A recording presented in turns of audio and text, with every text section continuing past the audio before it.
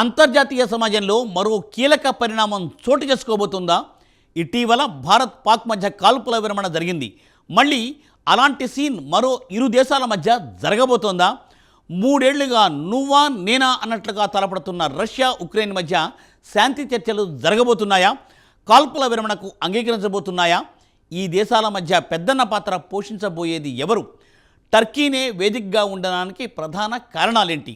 European union నాయకులు అసలు ఏమంటున్నారు? ఇతర ప్రపంచ దేశాల వాదన మరి ఎలా ఉంది?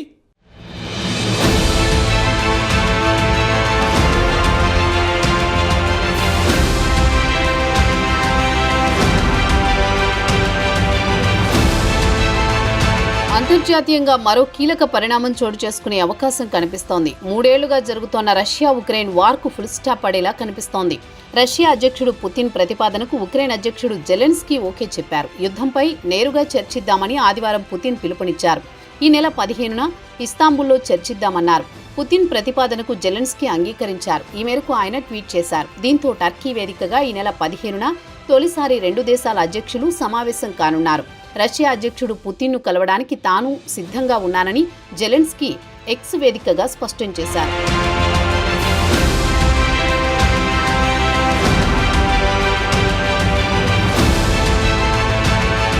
రష్యా ఉక్రెయిన్ యుద్ధంపై 4 ప్రధాన యూరోపియన్ దేశాలు స్పందించాయి. రష్యాపై ఒత్తిడి తీసుకువచ్చాయి.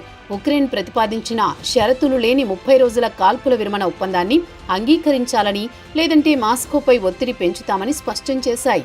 దీంతో పుతిన్ దిగివచ్చాడు. నేరుగా చర్చిద్దామని జెలెన్స్కీకి రష్యా అధ్యక్షుడు ప్రతిపాదన పంపారు. దీనిపై రష్యా అధికారులు సైతం స్పందించారు. పుతిన్ ప్రతిపాదనను శాంతియుతమైన పరిష్కారం కోసం నిబద్ధతతో చేస్తున్న ప్రయత్నమని రష్యా అధికారులు తెలిపారు.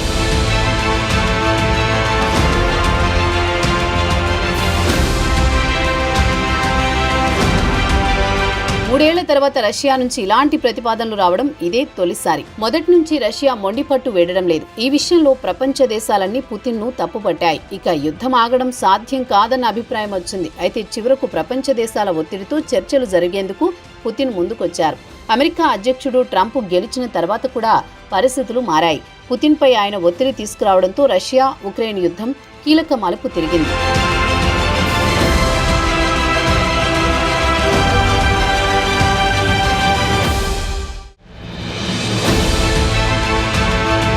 ఉక్రెయిన్ రష్యా అధికారులు సమావేశం కావాలని, శాంతి చర్చలు జరపాలని పిలుపునిచ్చారు.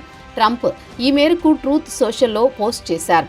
పోస్టు చేసిన గంటలోపే పుతిన్ నుంచి క్లారిటీ వచ్చింది. సమావేశానికి తాను సిద్ధంగా ఉన్నానని చెప్పారు. ఈ సందర్భంగా ఆయన కీలక వ్యాఖ్యలు చేశారు. ఇప్పటికే తాము మానవతా దృక్పథంతో ఉక్రెయిన్కు చెందిన ఇంధన వనరులపై దాడులు ఆపేశామన్నారు.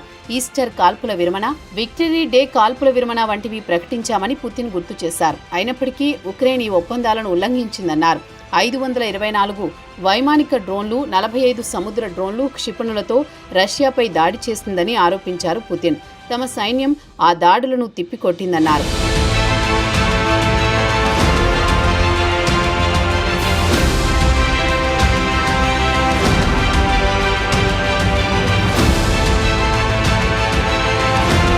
ఇటు జెలెన్స్కీ కూడా పచ్చజెండా ఊపడంతో ఇరు దేశాలు సిద్ధంగా ఉన్నట్లు తేలిపోయింది. ఇరు దేశాల సమావేశానికి జెలెన్స్కీ కీలక ప్రతిపాదనతో రానున్నట్లు తెలుస్తోంది. శాశ్వత కాల్పుల విరమణ దౌత్యానికి అవసరమైన ఆధారాన్ని అందిస్తామని ఆయన అంటున్నారు. ఇక ఒకవేళ ఇరు దేశాల సమావేశంలో కాల్పుల విరమణ జరగకపోతే భవిష్యత్ ఏంటన్న ప్రశ్నలు వినిపిస్తున్నాయి. ఇంకా యుద్ధం కొనసాగుతుందా?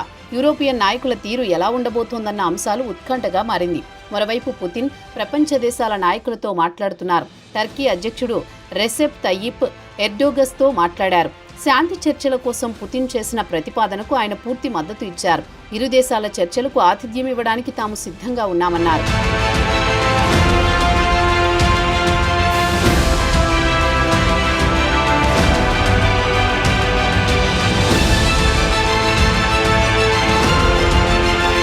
మూడేళ్లకు పైగా సాగుతోన్న యుద్ధంలో రష్యా ఉక్రెయిన్ దేశాలు భారీగా నష్టపోయాయి.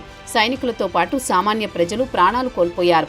యుద్ధానికి సంబంధించి రష్యన్ స్వతంత్ర వార్తా సైట్ మీడియా జోనా కీలక ప్రకటన చేసింది. ఉక్రెయిన్తో పోరాడుతూ దాదాపు 2 లక్షల మంది సైనికులు మరణించారని అంచనా వేసింది. ఇందులో 95,000 మందికి పైగా సైనికుల వివరాలను పేర్లతో సహా వెల్లడించింది. మొత్తంగా ఈ ఏడాది ఇప్పటి వరకు రష్యన్ మరణాల సంఖ్య 400 దాటినట్లు తెలుస్తోంది. రష్యన్ల మరణాల సంఖ్య ప్రతి ఏటా పెరుగుతోంది.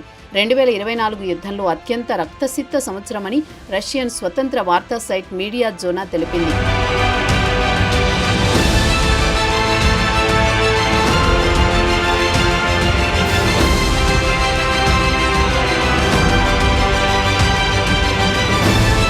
ఇటు జెలెన్స్కీ సైతం మరణాలపై కీలక ప్రకటన చేశారు. తమ సైనికులు 50,000 మంది చనిపోయినట్లు తెలిపారు.